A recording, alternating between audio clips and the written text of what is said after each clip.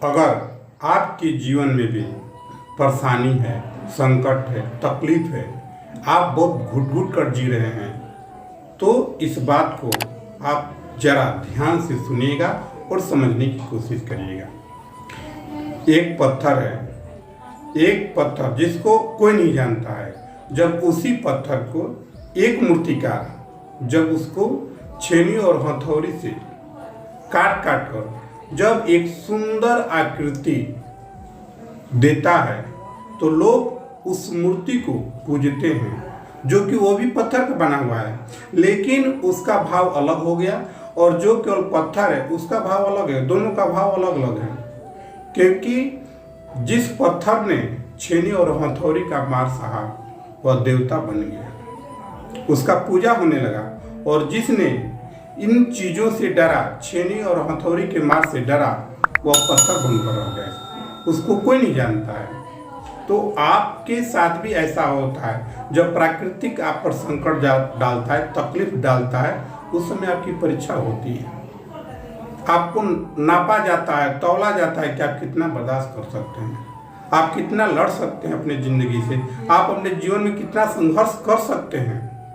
तभी जाकर आप उस मूर्ति के समान पूजने योग्य बनते हैं। एक सोना देख लीजिए, सोना जब तक कि वो सोना है उसको कोई नहीं जानता है, और जब वही सोना जब पिघलाकर एक आभूषण का रूप दिया जाता है तो लोग उसको बहुत सुंदर भाव से देखते हैं, लोगों को अच्छा लगता है देखने में। लेकिन उस सुंदरता के पीछे उस सोना को जलना पड़ा, पिघलना पड़ा, तब जाके वो सुंदर बना। उसी तरह आपके जीवन में होता है, जब आप पर संकट आता है, परेशानी आता है, उस परेशानी को आप झेलते हैं तो आपका जीवन भी बहुत सुंदर बन जाता है, लोग आपको जानने भी लगते हैं, आपका नाम अमर भी हो जाता है। लेकिन कुछ ऐसे भी लोग मिलते हैं जो उन परेशानियों से घबरा जाते हैं, बेचैन हो जाते हैं। बहुत से लोग ऐसे हैं कि जो संकट आता है तो मौत को गले लगा लेते हैं। मौत को गला लगाना उनको कबूल है, लेकिन संघर्ष करना कबूल नहीं है। जिस इंसान के जीवन में संघर्ष नहीं हो तो जिंदगी किस काम का।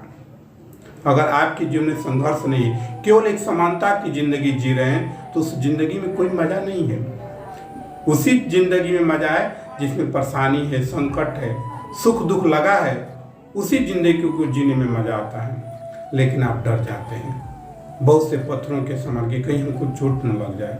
अगर ऐसा विचार आप अपने अंदर बैठा लिए हैं, अपने अंदर डर बैठा लिए हैं, तो आप कभी परेशानियों से मुकाबला नहीं करिएगा।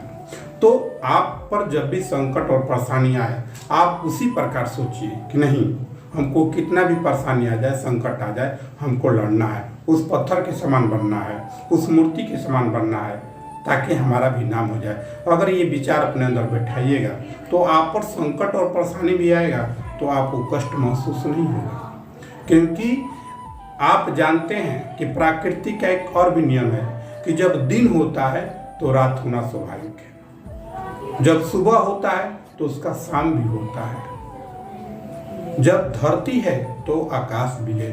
तो फिर आप क्यों डरते हैं? ये तो चक्र है, कभी आप पर दुख आया, ये दुख किसी दूसरे पर चला जाएगा, आप पर जो परेशानी आया फिर दूसरे पर चला जाएगा। इस तरह ये चक्र के समान घूमता रहता है। तो उस वक्त में आप घबराइए मत, बल्कि अपने अंदर ये विचार डालिए, उस पत्थर का विचार डालिए कि नहीं, जिसने पत्थर और हथौड़ी का मार सहा है, उसी प्रकार हम भी अपने संकट और दुखों का मुकाबला करूंगा और उससे बाहर निकलूंगा, ताकि लोग हमारी भी पूजा करेंगे, हमारा भी आदर करेंगे, हमारा भी सम्मान करेंगे। तब देखिए आपका जीवन कितना खुशमय, कितना आनंदमय हो जाएगा।